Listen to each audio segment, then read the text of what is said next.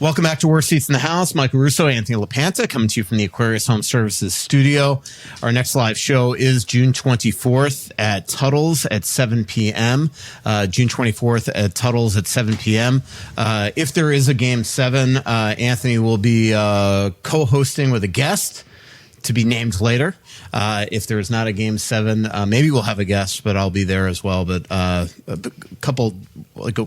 week and a half ago, 2 weeks ago, we didn't think this was going to be an issue, especially when Florida was up 3-0. But Connor McDavid, 8 points in his last two games, has absolutely taken over this series and is just, with his season on the line, his team on the line, showed why he is unbelievable. Yeah, and the Game 4 in Edmonton, I thought, was a little bit of just an aberration. Games that you see often where a team's down 3-0, the other team can't put them away when they're on the road. The one that surprised me more was how great he was in Game 5. Yeah. And I think that's maybe even more impressive and more indicative. To go do it on the road, and was by far the best player on the ice. I really thought Florida would put the hammer to him and shut him down in that game. And from the early shorthanded goal on, it was Edmonton's game. I'm doing a story. I talked to Ron Hextall today, John Sebastian Giguere yesterday. I'm talking to Reggie Leach today, too. And those are the three most recent losing team Conn Smythe winners. And I think win or loss now, Connor McDavid has put himself into conversation to be the playoff MVP. Anthony, he shattered all sorts of records, broke Wayne Gretzky's assist record, his 42 points. 8 points in the last two games, never been done in a final. His points in elimination games this summer and this playoffs and all that stuff. But I think what was shocking to me in Game 5 was how bad Barkov was. Like, he really was not very good. He was bad on the shorthanded goal to start with, and almost.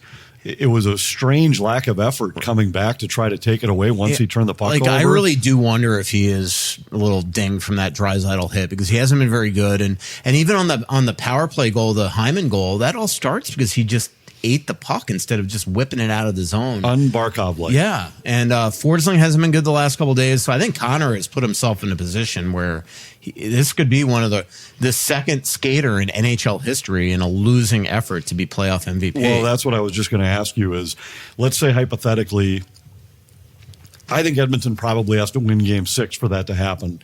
But let's say they do win Game 6 and he has another big night at home, and then they force a Game 7, and even if they lose the series in Florida, could he be the Conn Smythe winner even though his team doesn't win? And it's all a guess, but let's just say he had a 3-point night in Edmonton in Game 6 and they win a game to force a Game 7. I think even forcing a Game 7 from down 3-0 totally would open the door for that. And he's probably been better individually than any one player on the Florida team over the course of the playoffs. And full disclosure, I'm one of 17 voters, and I've been on the Barkov train all playoff long. But 42 points. And just the way that he has taken over the series after a very silent first three games, it's definitely has me debating my own decision, even in Game 6. And we have to turn in our ballots with 10 minutes to go in the period.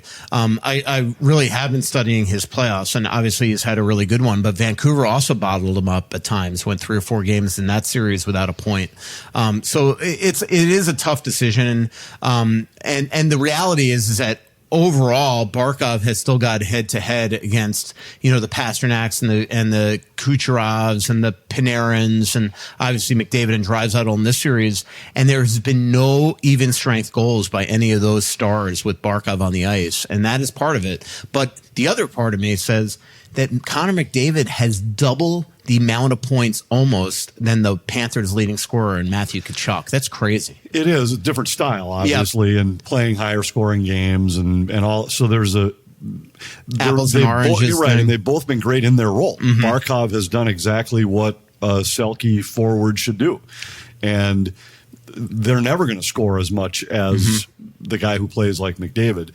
I think sometimes what's unfortunate when you start to vote for the Conn Smythe is that people's memories are focused on the way the series ends, the last couple of games. And in that case, McDavid's certainly right now been better. The last 2 games, he's been better. I think you're probably right. Barkov might be dealing with some lingering issues from that. Maybe this break between games 5 and 6 will allow him to get back to himself.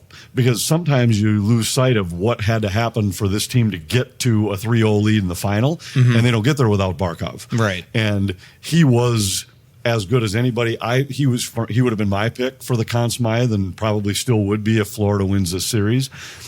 But I think sometimes people just remember what they saw last. A goalie that gets a shutout in Game 6, well, he might have been mediocre in round 1 and 2, and the team won in spite of him. But Bobrovsky has taken himself out of the conversation with his last couple. I mean, he has not been great. Has given up, 5, 6, 7, 8, 9, 10, 11, 12 goals in his last 3 games. And I didn't think that he was good. There's no question. And he had a couple great saves. But I felt it was more how well Florida was playing in front of him than him stealing games even earlier in this series and the previous rounds. 100%. I mean, this is a team that is the best defensive team in hockey, all in the regular season and playoffs. And as I've talked to you on the podcast the last 2 months, I've never seen a team that will go 13, 14 minutes without even giving up a shot attempt. So he goes through long stretches, which sometimes is difficult without seeing action. But when they've needed him to be good, he's been good. And Forsling's been great. Tkachuk has had a very, very even though he's leading them in scoring, a very quiet postseason. And last game, he looked to me like more of the Matthew Tkachuk that we expect. He played with piss and vinegar. Yeah, I thought we'd see more of that in this series, and maybe we will now that might even be one of those spots where now Florida's awakened again. And maybe thinking up 3-0, even if we lose game 4, we're going home, we'll just wrap it up there. And then they didn't bring that same urgency. There's always been that old saying that the hardest game to win in a series is the 4th one, and Florida probably learned that the hard way. And now they're in a tight spot. Now you have to go try to wrap this thing up in Edmonton. You don't want to go back and play a winner-take-all game 7. And I think we'll see more from Tkachuk. I think the difference last year, Tkachuk just had magic at the end of games. I didn't watch it that closely to see if his play start to finish in so many of those games last year was terrific or not. I didn't watch a lot of their games early in the playoffs last year, but he just had that knack for scoring the winners and scoring the huge goals, the overtime goals, and leading his team off the ice down the tunnel that maybe it masked play that wasn't as great. I never went back and looked to see, like, was he analytically great all game and scored the big goal? He was pretty good. I thought so, but I don't know that he was. Like, I don't know how different he was than how he's been so far this year. Is all I do think that he has lasting effects from the broken sternum that he suffered in the Stanley Cup Final last year. And the other thing is, this year he got popped in Game 1 against Boston by Marchand. It was unbelievable hit, clean hit, and he just has been nearly as good as since. And he's missed a lot of the practices, which makes me think he's dealing with obviously something going on that we don't know about. But that's the other thing about Connor McDavid. Like, he is hurt. Like, he's going to need some postseason work. I'm led to believe, and I just, it's amazing what he's doing. His speed and his video game mode that he gets in and things like that. Stuart Skinner. Man, he been good. I mean, Florida threw the kitchen sink at them late in game 4 and 5. Second half of that game, they easily, like, when Oliver Ekman-Larsson cut that game to 4-3 early in the third period, I think anybody would have said this game's going to overtime at a minimum, and he held the fort. Remember, Edmonton only had 6 shots in the third period in game 5. Yeah, and if I remember right, Florida didn't have a ton either. They had the puck a lot, but the shots were real low total in that third period. But I thought the same thing. When they got it to 4-3, I thought this is where Stuart Skinner gets exposed. The game's probably going to head to OT, and he did make a couple big saves late in the game, and then they obviously sealed it with the empty netter. But Edmonton deserved to win, and if Florida's going to win in Game 6, Bobrovsky has to be better than Skinner, and I think I would still put my money on Bobrovsky versus Skinner if all else is equal. Yeah. And Florida needs a game from their goaltender. Yep. I would love not to go back to Florida. I'm already pissed I got to go to Edmonton today. It's just, who doesn't love Edmonton? It's not that. It's just I'm road weary. Like, it's been 2 months of this. I didn't like in theory, when they asked me what team I wanted to cover, and I picked the team that I thought would go to the Stanley Cup Final 4 rounds ago, it was really like, oh, that'd be cool to cover a Stanley Cup champ from 4 rounds. But now that we're 4 rounds into it, and I've now gone back and forth between, Florida and Edmonton already now the 3rd time, it's a little, it's much. But I got that Game 7 flight booked, and as fun as that would be, I actually can't wait. Now that we're going, I mean, the atmosphere in Edmonton tomorrow is going to be out of control. Like downtown, before and after Games 3 and 4 was crazy, and I cannot imagine what the atmosphere is going to be like on Friday in Edmonton. Let's do this. Let's take a break. And then I want to talk to you about the offseason officially started in the NHL yesterday with some huge moves around the league, trades, things like that I want to talk to you about. And then obviously we're going to talk a lot about Minnesota Wild in the 3rd segment as well. We got some Twitter questions. Here's a word from some of our sponsors. Summer temps are rising, but at Aquarius, it's time for their summer meltdown of savings. Get up to $3,000 off a new high-efficiency cooling and heating system. Plus, with a qualifying purchase, you'll get a free whole home air purification system. Stay cool and comfy with amazing air quality for years to come. It all starts with a free in-home consultation. One of their highly trained comfort specialists will provide options that make sense for you and your home. And that's not all. Enjoy special prices on new heat pumps and mini splits and 50% off an AC tune-up. Don't miss Aquarius's Meltdown of Savings sale now through July. Schedule today at AquariusHomeservices.com. Aquarius believes in earning the right to be recommended, and don't forget to mention that Russo sent you. Don't wait. Save smarter with a 5.15% annual percentage yield 9-month certificate from Royal Credit Union. Royal's 5.15% 9-month certificate has no minimum opening balance and a locked-in rate for a guaranteed return on your investment. Open a 5.15% 9-month certificate at any Royal office or online at rcu.org/certificate515. Early withdrawal penalties could reduce earnings and principal. APY accurate as of 4/26/24. Back here on Worst Seats in the House, Michael Russo, Anthony LaPanta. June 24th is our next live show. We haven't had a live show in a while, so come out to Tuttle's at 7 p.m. Cannot wait for that. If there's not a Game 7, I will be there. If there is a Game 7, Anthony will be there with a guest. We're trying for some big guests, so we'll stay tuned to our social media for that. But right now, it sounds like the show will go on regardless if I am there or not. Anthony will hold the fort as usual. Anthony, yesterday, let's go through some of the trades. I mean, first of all, let's start with the Patrick Laine news the other day. He wants out of Columbus. I'm sure they want him out of Columbus. Right. Let's be honest. Right now, he isn't the player in the NHLPA player assistance program, but he wants out. Had off-season shoulder injury. His star has absolutely started to blaze out, huh? How about the fact that both guys involved in that swap, he and Pierre-Luc Dubois, just continue to fizzle everywhere they go? I just can't imagine right now a team taking a shot at Patrick Laine unless it is an absolute give up nothing, zero risk, potential high reward kind of move. There's just too many questions. He's had issues throughout his career. He's had lack of consistency. There's no way I would take a shot at Patrick Laine right now. Yeah, and even if they retain half the salary, I mean, if they could trade him, that's still it's still a big chunk. Yeah, a huge chunk. Like, again, Wild fans keep on asking me about him like he's going to be a free agent signing a 1-year deal. Unless they buy him out, he is not a free agent. And the Wild, even if they retain half the salary, most likely can't afford him and shouldn't want to afford him.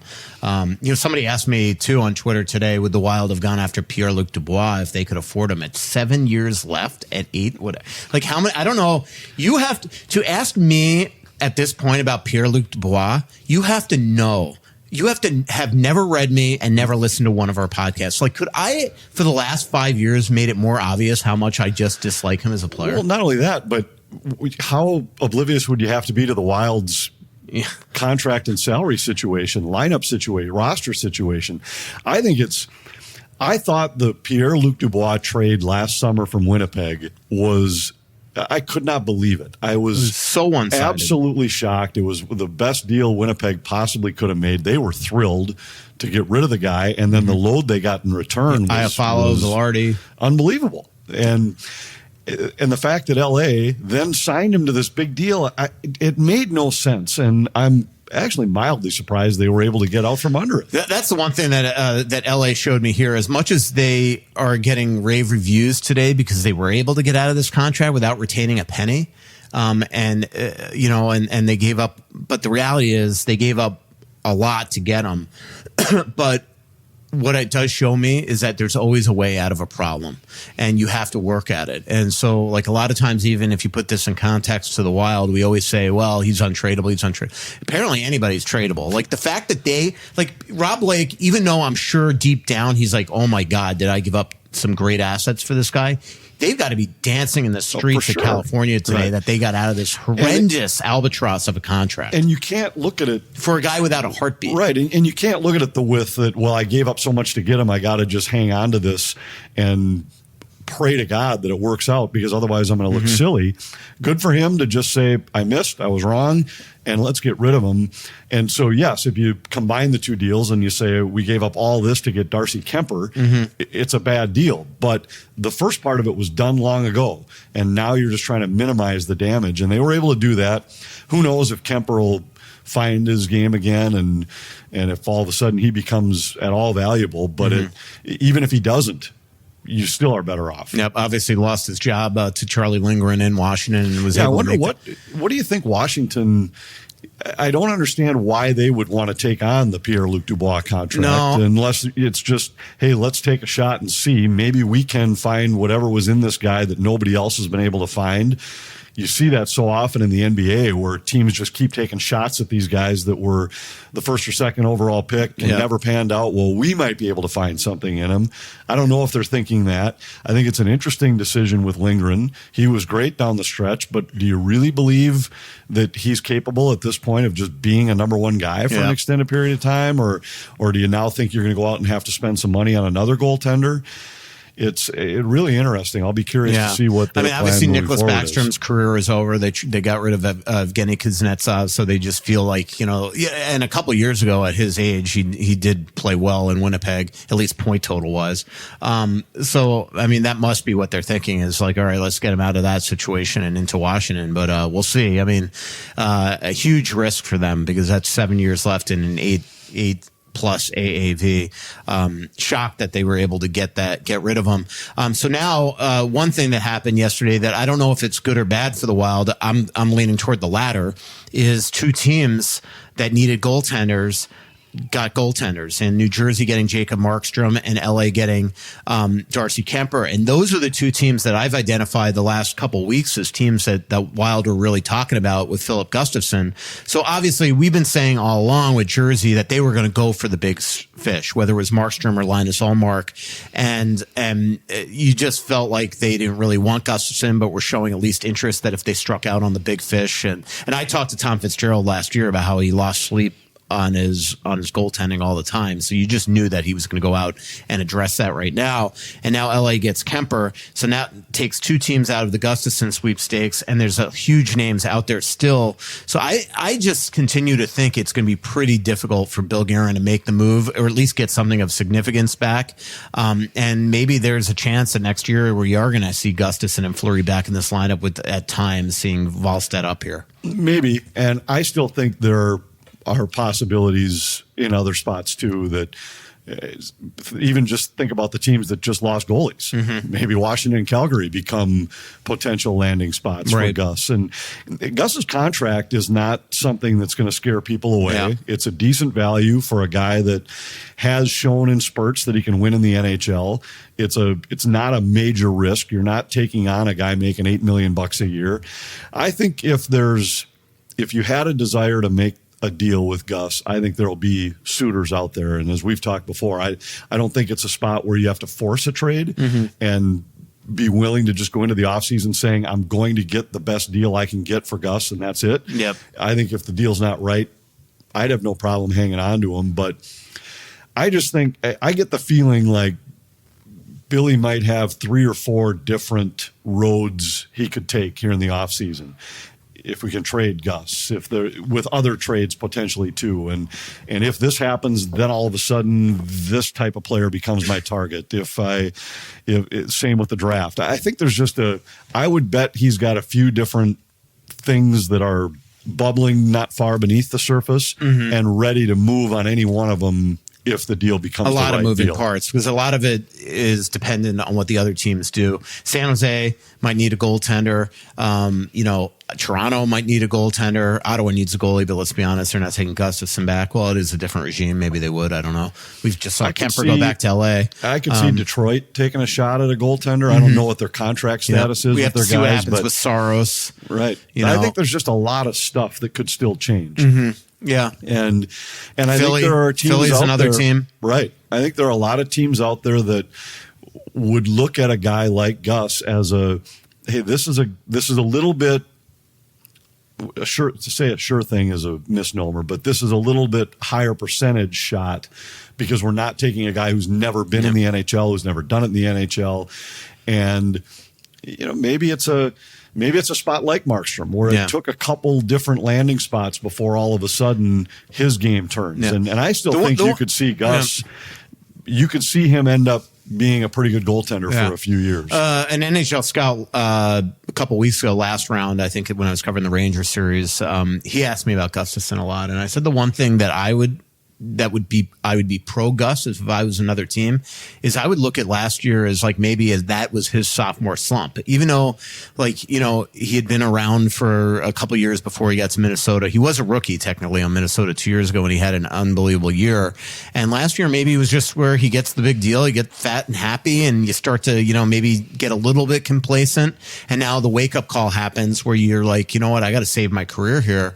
But that's another reason why he could be tempting for another team to take him, but it could be tempting for the Wild to say, give him another shot. Because as I can say, continue to just really wonder, Anthony, is that Fleury's 39, Wallstedt's 21. Which one of those two is playing 40 games? And 50 games. Yeah, one of them's probably got to play 50. Exactly. And I don't think it's Flower. And that could be detrimental to Wallstedt if he's not great off the hop. So you, at the very minimum, if you trade Gustavsson, you better sign a really quality third goalie for Iowa that has NHL caliber, the Thomas Greiss type that you could bring up and down. That's the exact point that I had made last week or last show where I said, for that reason alone, I wouldn't have a problem going into the year with all three guys, a member of the Wild organization. And even if it meant that for stretches of the season, you had all three of them on your roster. And I could see that happening where you bring Wallstedt up, you want to get him a few starts here, there, but you just, until there's a need or a reason to move one of the other guys, I just don't think there's a spot where you have to force a Gustavsson trade. And if you went into the year with all three of them, I think there are ways it could work. It's not ideal, but I do think there are ways it could work, and probably ways where it's a smarter way to go into it than accepting less than market value just for the sake of moving Gus. Yep. The other big news that happened yesterday in the unofficial official start to the offseason, this is just the byproduct of when you have the Stanley Cup Final so late. Teams got to get going with their business. And you know how the NHL hates when teams sort of overshadow the Stanley Cup Final. I think this is one of those cases where, sorry, you can't have a Stanley Cup Final ending potentially June 24th and not have this be a problem. But Barclay Goodrow, talk about some hijinks by Chris Drury.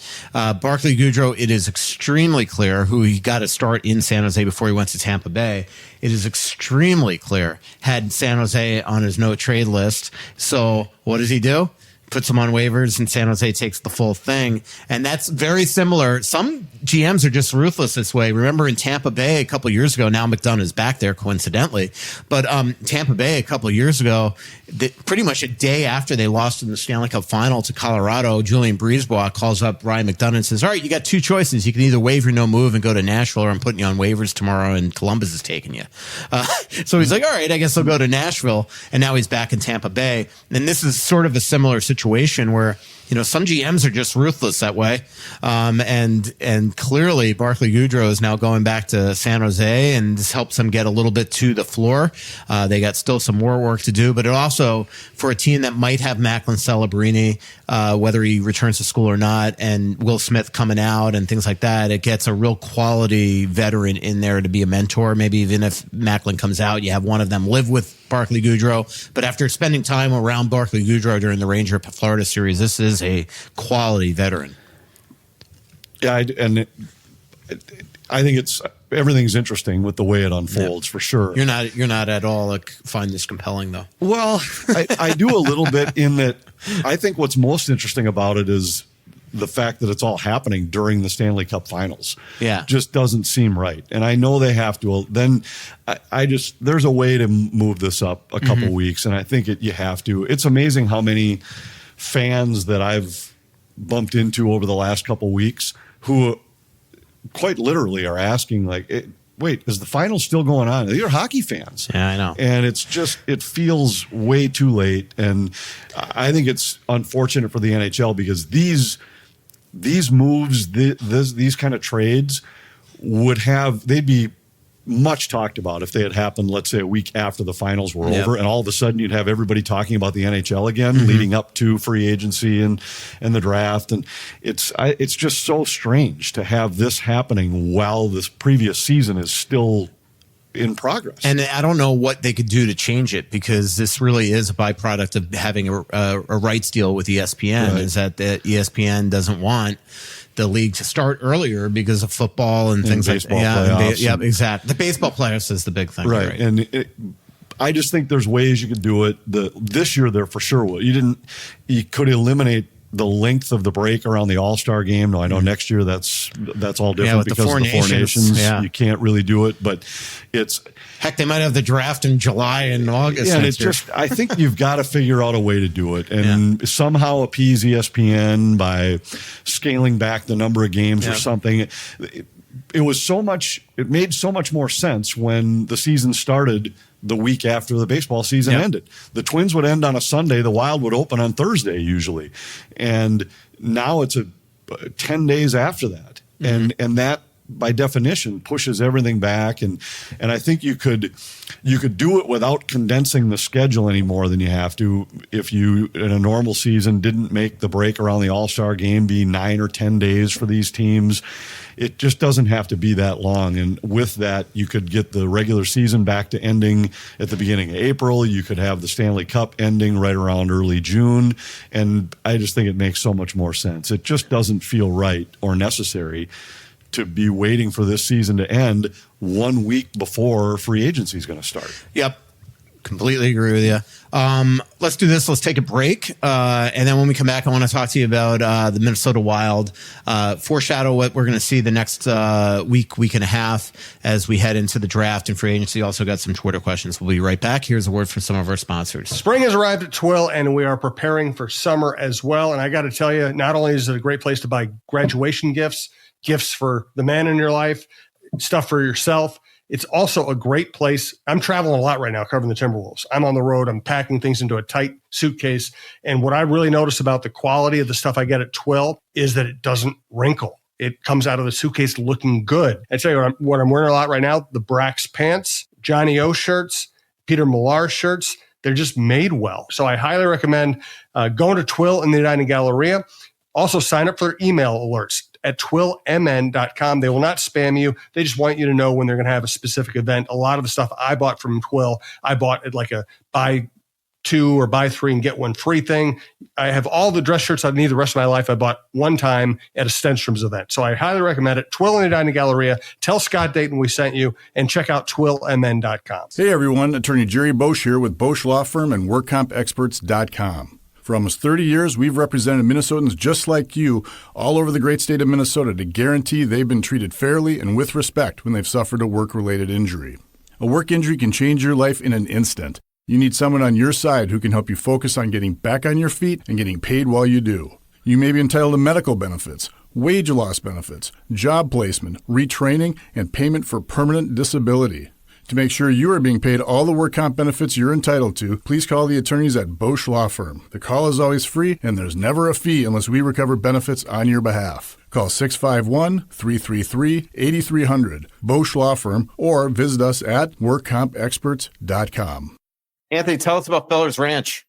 Well, I'm excited. As we've talked over the last couple of weeks, Fellers Ranch has joined our show as one of our newest sponsors. I'm thrilled about that because of the quality of their steaks is second to none. They're the best steaks I've had. We had Vinny on. He talked about the spinalis cuts that we had tried. We've had their Denver cuts, which are unbelievable.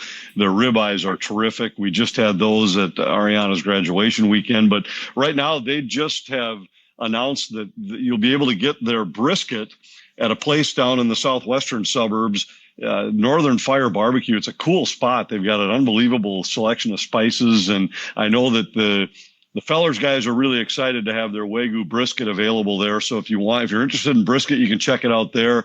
But as always, if you want their steaks delivered directly to your house, just go to fellersranch.com. Their vans are in the cities every week. They'll get it right to your front door. It couldn't be much easier, and you will not be disappointed in their cuts of steak.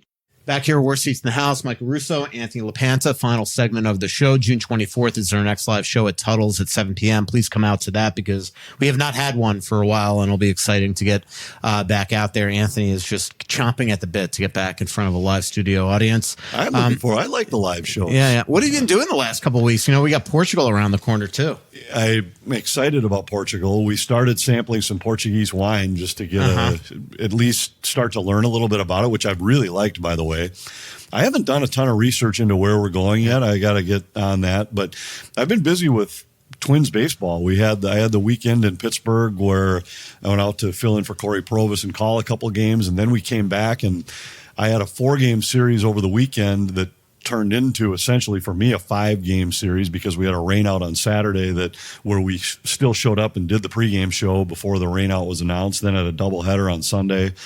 So I've had a busy run with Twins baseball, and we've got the games coming up this weekend, keeping an eye on the hockey finals as we're working these nights, but I'm looking forward to another live show. I like interacting with our fans. Always fun to chat with them and see what's on their minds. As you know, I pretty much stopped drinking from like winter on, but I did partake a little bit in the Stanley Cup Final here because it was really cool. My birthday in Edmonton on June 12th. That's right. I forgot about that. Hang on, I gotta text somebody to bleep that out. Apparently, I don't listen to the final show, but apparently our producer Davida last week did an incredible job of making it really funny. Where every time you said bleeped it. Happy. So we'll have to hang on. 28 minutes. Celebrated my 32nd wedding anniversary. That was fun. Right around the time you were celebrating your birthday. Yeah. I think it's the next day, in fact, isn't it? Aren't they one day apart? Yeah. Val Burry's birthday. So anyway, in truth, so actually really humbling dinner. So we go out to this steakhouse called Chop in Edmonton, and it was like all of TSN and Sportsnet there. So it was like Pierre LeBrun, Greg Wyshynski from ESPN, CJ and Chris Johnston from The Athletic, Elliot Friedman, James Duthie, Darren Dreger, Mike Johnston, Jamie McLennan. It was really cool how many people came to celebrate my birthday. But I did sample for the first time probably in my life some port that night.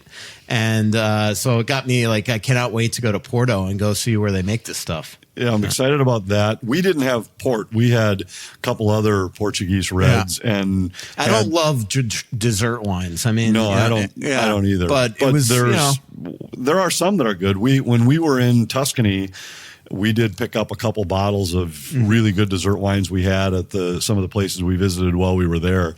Normally, I'm not a big dessert wine fan, but I don't mind it every once in a while when it's really chilled But the wines we've had were really good. I'm excited about it. We also tried a white from there that was kind of similar to an Albarino that we've enjoyed from Spain. So I'm excited about it. I keep hearing nothing but great things about the city of Lisbon and town of Porto, and I am going to start to dig into it a little bit, though. I want to learn before we go, just so you have at least a little base of knowledge and maybe can take in more, enjoy more, appreciate more if you have an idea of what you're looking for. Yeah. And this will be a fun summer for me because I'm actually going We back have a huge group too, by the way, like mid 40s, yeah, I think. It's not going to be a lot of space on the bus to spread out, that's for sure. But also I'm going back to Prague. So last year the NHL Media Tour was in Stockholm. This year the NHL Media Tour for Europeans are in Prague. So I'll be going there for 3 days in August as well. Then I'll go to the NHL Media Tour in Vegas as well. The one in Europe is fun because you get really alone time with these guys. We're exclusive access, and I think they're trying for Eriksson Ek to be the Wild's representative. That's what I'm hoping for. That'd be really cool. Let's talk about the Wild for a little bit. One, Matt Boldy had a great World Championship. We've talked about that on the show last month.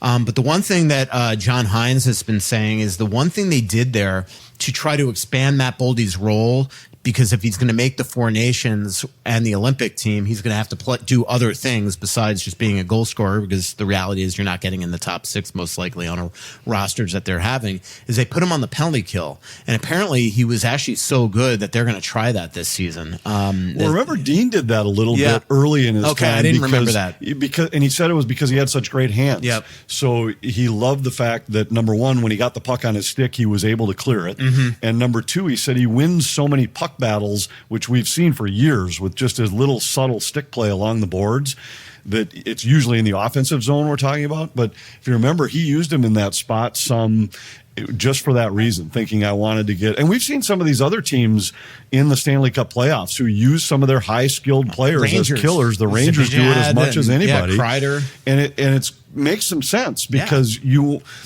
Reinhardt. I understand that you've got guys whose role is that of a penalty killer, and you need some of those guys who, if for no other reason, to take minutes. But it's also an advantage to have skilled guys there, because when there comes an opportunity to make a play to get the puck out of the zone, why not have the guy with the best hands doing it instead of one of your third or fourth line grinders where that they might not be quite as efficient when it comes to making a play with their hands or their stick? Yeah.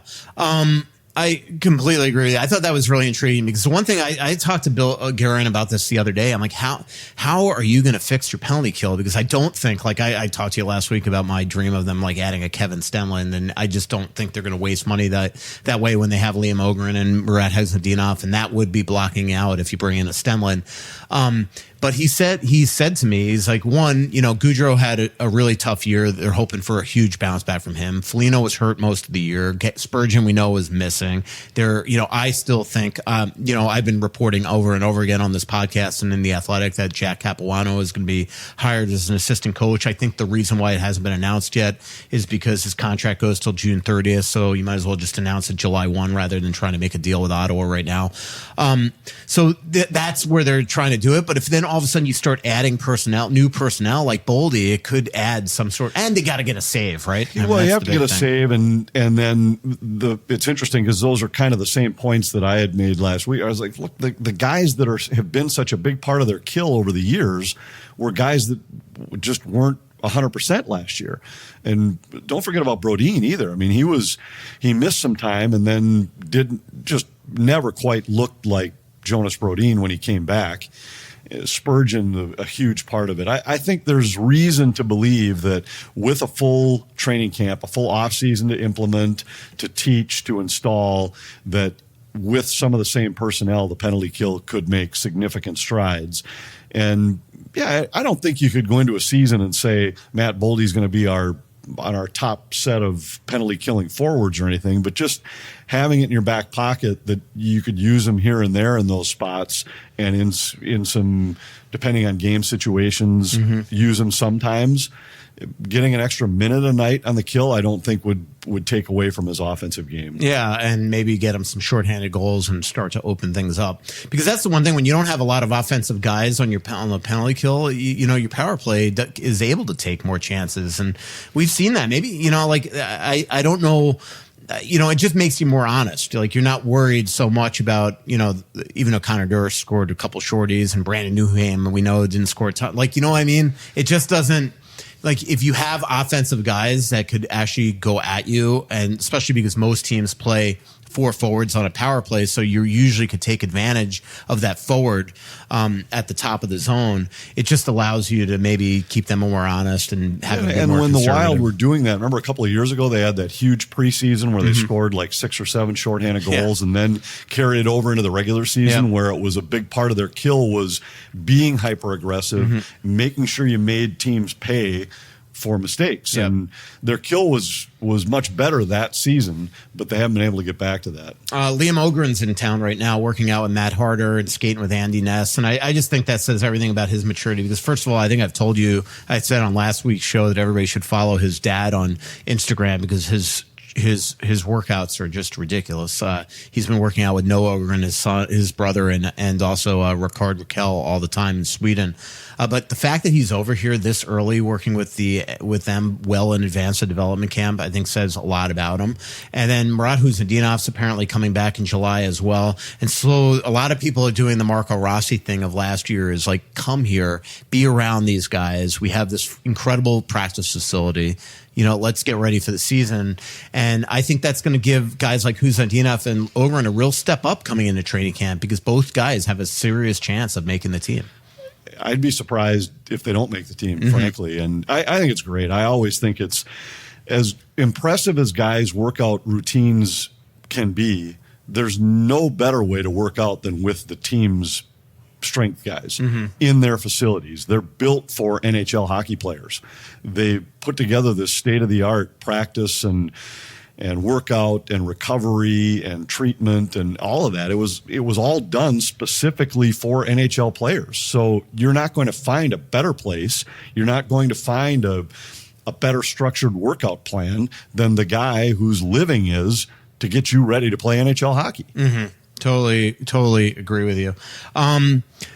With Huznadinov, do you think that there's any offensive upside there, or is he more going to be your prototypical third, fourth line guy? Because he didn't show me much last year offensively, but I'm trying to also weigh the fact that he's a young guy. And I think it's way too early to say he doesn't have any, and that I didn't see anything that led me to believe that he's going to spend his career in the top 6.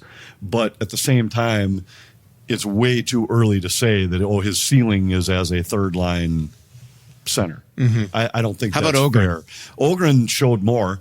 I think Ogren's shot to me was the thing that stood out the most. And it was, you could see it even in warm-ups and practice where the way the puck came off his stick was, all right.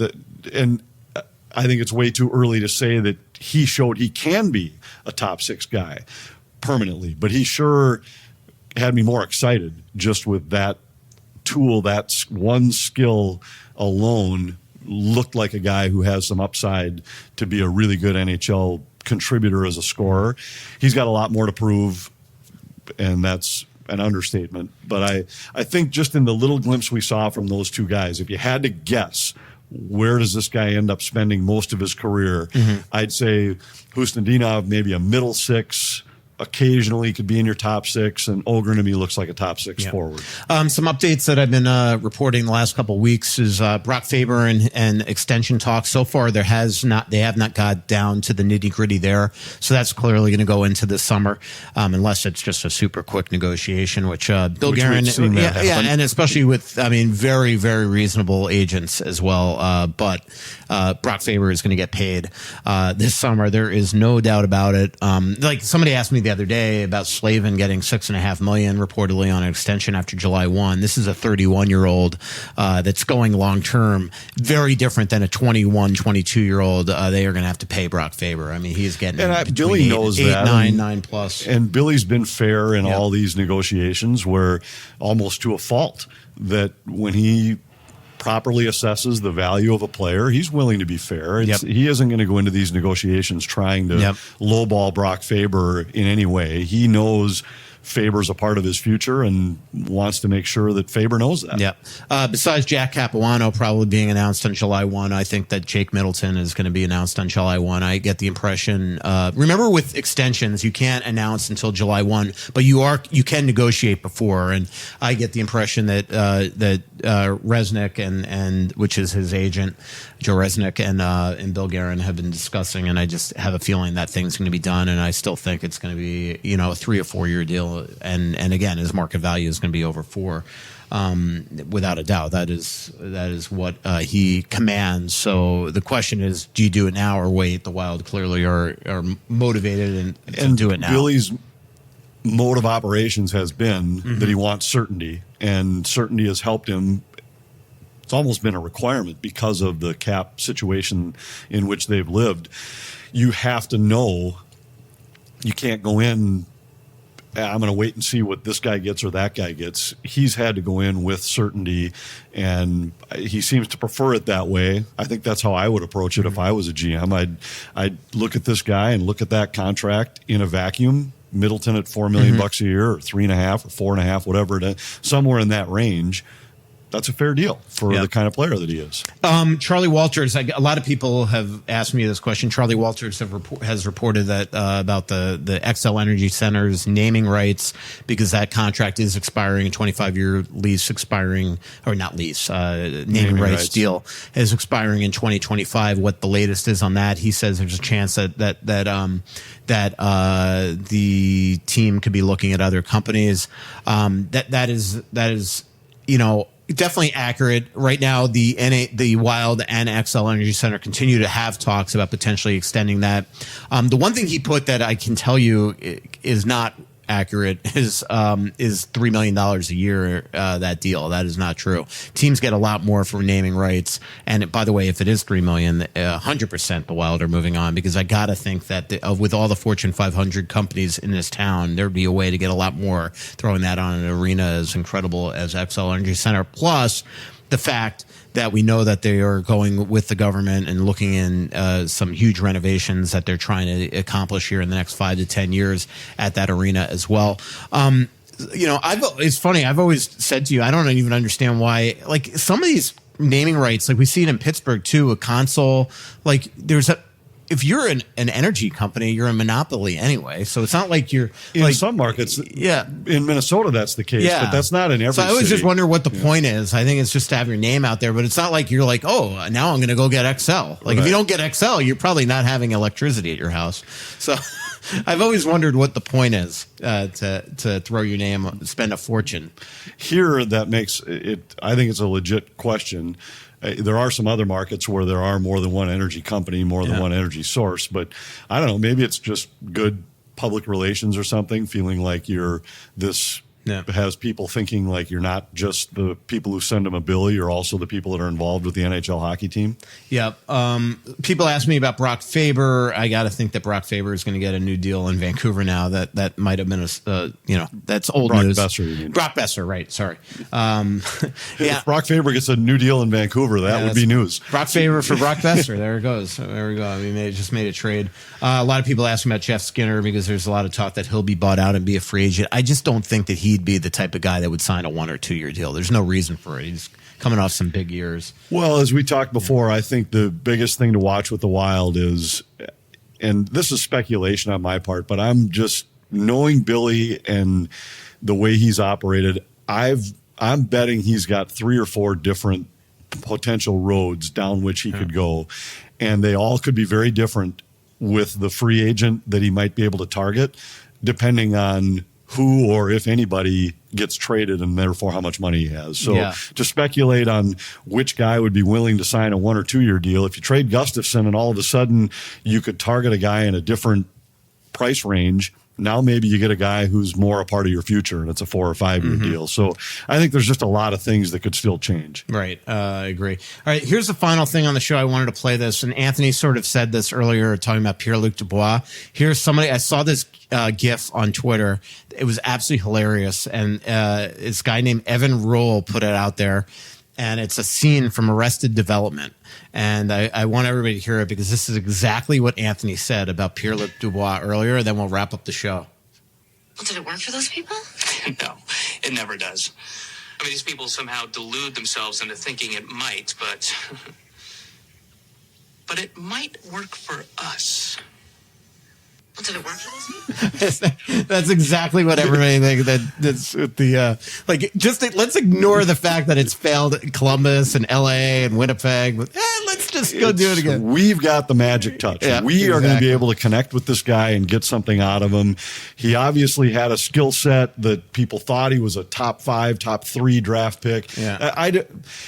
I would never want to take a shot at a guy like that. It's like the kid who transfers schools 4 times, and you think, well, do you Some think red flags. Maybe it's you and not the 4th coach totally in a row agree. who's been out to get you. Yeah, totally agree. Anthony, a really good, fun show here. Thanks to everybody for listening. Enjoy Edmonton. Yep, June 24th is our next live show at 7 p.m. at Tuttle's. Come on out for that. Thanks for joining us at the Aquarius Home Services studio. Thanks to our incredible sponsors, Aquarius Home Services, your local authorized dealer for Connecticut water treatment systems, Royal Credit Union, Twill and the Edina Galleria, Bosch Law Firm, and Feller's Ranch. Talk to you next week, everybody.